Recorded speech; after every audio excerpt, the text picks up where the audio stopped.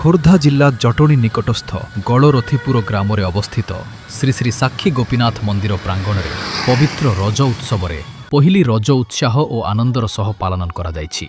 रज पर्व अवसर में मंदिर परिसर उत्सव मुखर हो उठिथिला।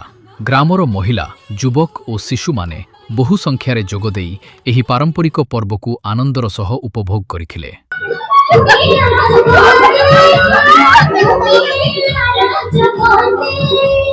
मंदिर कमिटी पक्षरु छोट छोट पिलामानंक पाई दोलीर स्वतंत्र व्यवस्था करा जायथिला। दोली खेली पिलामाने रज पर्वर मजा नैथिले।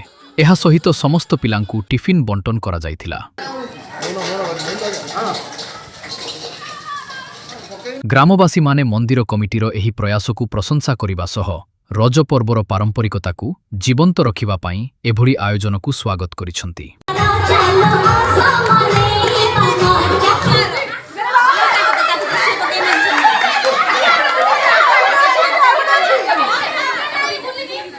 मो ना हटकिशोर प्रधान, मैं मंदिर कमिटीर जन सदस्य।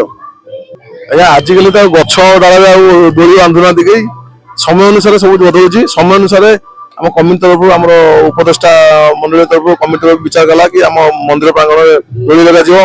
आम ग्राम अंचल जो मैंने झील माँ मान अच्छा से दोली उपभोग करेंगे। मंदिर प्रांगण किसी जलखिया व्यवस्था कर खुशी खोली देखते आप सामने पिला सब खेलुं विभिन्न खेलकूद चलती खुशी माहौल सृष्टि हो मंदिर प्रांगण आम रज रज जिते दिन से पालन कर प्रत्येक दिन संध्या आज्ञा आज्ञा सब चलती। सरस्वती हरिचंदन मुझे बापा घर को आसी शाशुघर हूँ तिरिमल। ये गोपीनाथ मंदिर जो अनुष्ठान तरफ बहुत आयोजन करा जाउची।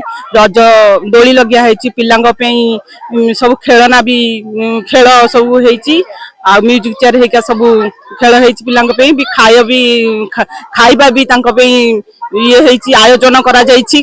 खाइबा पे आयोजन तांको पे करा जाईची।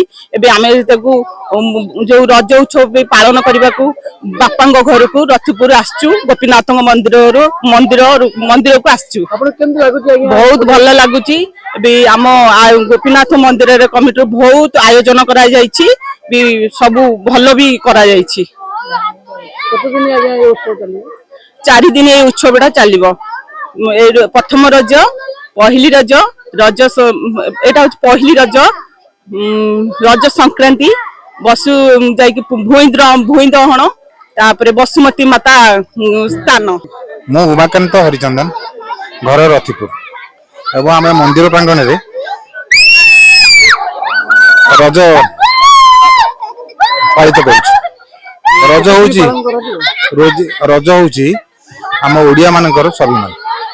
आम यही स्वाभिमान को बजाय रखापी आम फंक्शन करुँ।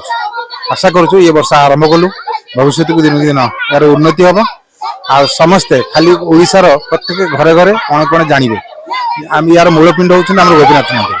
या आखि आगे रखी आम पालन करुँ। आशा करुँ बहु लोक जानवे एवं भविष्य को अर्थात आसंता वर्ष जगह को आसी आमको उत्साहित कर।